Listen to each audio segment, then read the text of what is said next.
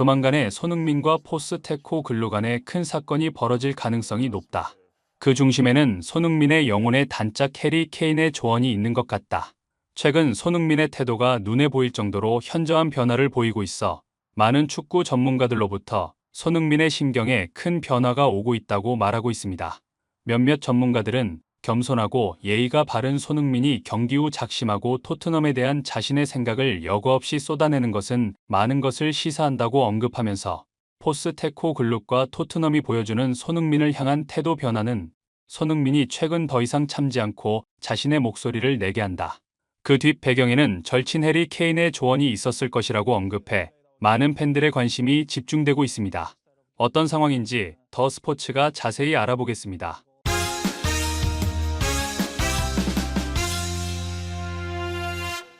영국 현지 축구계에서는 토트넘이 아스널과의 북런던 더비에서 얻어맞은 세트피스 골에 대해 갑론을박이 진행 중입니다. 경기 후 인터뷰에서 포스테코글루는 실점할 당시 선수들 몇몇이 집중력을 잃었다고 비난하면서 로메로가 자신의 마크맨을 놓쳤다고 말했습니다. 이날 경기를 생중계한 스카이 스포츠에 출연한 제이미 레드넴 역시 수비진이 너무 안일했다. 특히 로메로 정도의 수비수가 자기 마크맨을 놓쳤다는 것은 정말 부끄러운 일이라고 말했는데요. 해설을 맡은 게리 네빌 역시 세트피스 상황에서 비카리오가 좀 더 적극적일 필요가 있다고 말하며 아스널이 코너킥을 할 때 뛰어나와 펀칭을 했어야 했다. 자꾸 뒤로 물러나 상대에게 완벽한 찬스를 내주는데 비카리오의 약점은 골문 앞에서 저런 소극적인 플레이라고 지적했습니다. 그러나 이 분석을 접한 많은 축구 전문가들은 아주 단편적인 몇몇 장면만 보고 저런 말을 하는데 실점이 일어나는 상황을 자세히 들여다보면 비카리오나 로메로의 실수도 있긴 하지만 근본적으로 아스널의 세트피스에 대응하는 토트넘의 세트피스 수비 전술의 문제라고 말했습니다. 이들은 아스널은 세트피스 공격 시 조직적으로 토트넘 선수들의 앞을 가로막으며 스크린 플레이를 한다. 앞에 있는 수비수들, 뒤에 있는 수비수들, 그리고 골문 앞에 있는 수비수들과 비카리오를 스크린하는 계획을 세운 뒤에 마갈량이스가 헤딩을 하게 하는 계획을 가지고 있는데 토트넘은 상대가 스크린 플레이를 조직적으로 하면서 자신들을 방해할 때 어떻게 대처할 것이란 답지가 아예 없는 것이 문제라고 말했습니다. 또 다른 전문가는 마갈량이스가 헤딩을 할 때 손으로 자신을 마크하는 로메로를 앞으로 밀어버리는데 이것은 손을 썼기 때문에 명백한 반칙이라고 말하면서 만약 이때 로메로가 앞으로 넘어져 버렸다면 마갈량이스의 골은 취소되었을 것이다. 아스널이 판정의 이득을 보았다고 말했습니다. 영국 몇몇 매체들은 로메로는 EPL 선수들 중 A매치를 하기 위해 가장 먼 거리를 이동하는 선수다.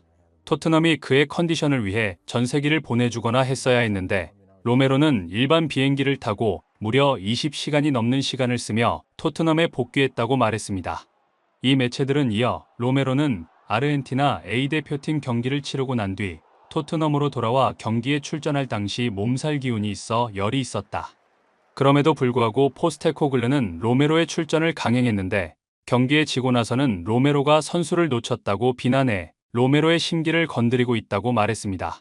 일부 전문가들은 토트넘이 잘하는 게 있는 부분은 압박과 점유율이라고 말하면서 프리미어 리그 사무국이 발표한 이번 시즌 EPL 20개 구단의 압박 강도와 점유율 표이다. 상위 그룹인 맨시티나 첼시보다 토트넘은 압도적으로 높은 수치를 보여주지만 포스테코글루는 지난 시즌부터 지금까지 빅6를 상대로 한 전적이 2승 2무 13패로 승점은 단 8점을 얻어 중하위권 감독들이나 보여주는 처참한 성적을 보여주고 있다고 말했습니다. 수치상으로는 상대 파이널 서드, 즉 페널티 박스 근처까지는 볼을 운반해서 잘 가져가지만 거기서 골로 결정을 짓지 못하는 세밀함의 부족이 토트넘의 발목을 잡고 있는데 이 문제를 해결하기 위해서는 지난 시즌처럼 손흥민을 원톱에 놓고 좌우 윙어들이 지원을 하는 방향으로 전술 변화를 가져와야 한다. 하지만 포스테코글루는 손흥민을 왼쪽으로 빼고 오히려 솔랑케를 지원하는 임무를 맡겨 그를 페널티 박스 바깥에 위치하게 만들고 있다고 말했습니다. 이적 전문가들은 토트넘의 이적 사가와 전술 속에서 손흥민의 역할을 보면 토트넘이 우승하기는 틀렸다고 말하면서 손흥민도 EPL에서 잔뼈가 굵었기 때문에 이런 분위기를 알고 있다. 손흥민은 이제 우승을 할 수 있는 클럽을 원할 것이고 곧바로 빅클럽으로 이적하게 될 것고 말했습니다. 손흥민은 이번 시즌이 끝나면 FA로 풀리면서 영입자금이 전혀 들지 않는다.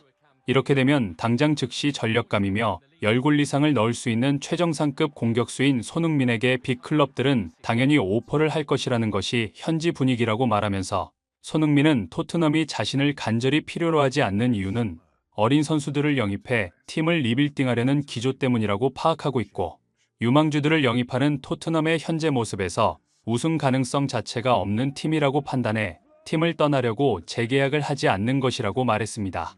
또 다른 전문가들은 그 낌새를 해리 케인은 지난 시즌 이미 알고 있었고, 그래서 해리 케인은 우승을 하려고 즉시 전력감에게 아낌없는 투자를 하는 바이에른 뮌헨으로 떠난 것이라고 말했습니다.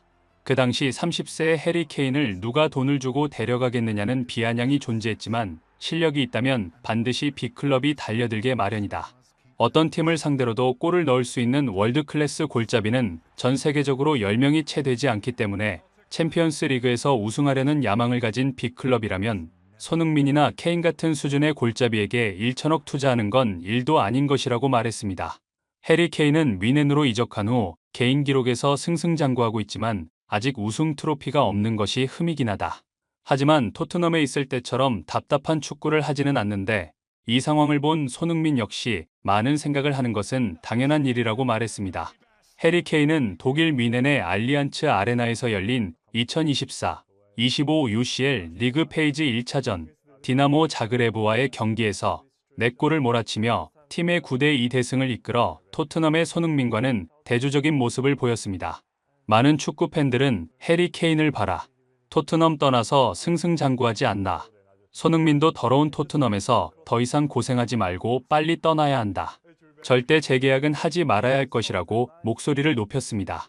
손흥민은 이런 분위기 속에서 경기 후 지난 시즌과 똑같은 패턴으로 세트피스에서 실점을 한다, 나아진 것이 전혀 없다고 작심하고 팀 전술이 문제가 많다고 지적했습니다. 몇몇 팬들은 포스테코글르는 세트피스가 문제가 아니라고 했지만, 손흥민은 세트피스가 문제라고 지적하고 있어 이 두 명의 의견이 엇갈리는 상황이라고 말하면서, 로메로도 심기가 불편하고 손흥민도 심기가 이놈의 세트피스 때문에 불편하다고 말하면서 포스테코글르의 아나무인 태도로 이 두 명이 토트넘에서 떠날 가능성이 점점 높아지고 있다고 말했습니다. 이들은 마지막으로 이번 기회에 토트넘에서 벗어나서 영혼의 단짝이 있는 뮌헨으로 가 챔피언스 리그에서 우승을 해버리는 것도 나쁘지 않다. 해리 케인은 손흥민이 온다면 쌍수를 들고 환영할 것이다 라고 말해 많은 또 다른 팬들의 큰 공감을 얻었습니다. 구독, 좋아요, 좋은 댓글은 불타는 제작 열정을 더욱 불타오르게 합니다. 이상 더 스포츠였습니다.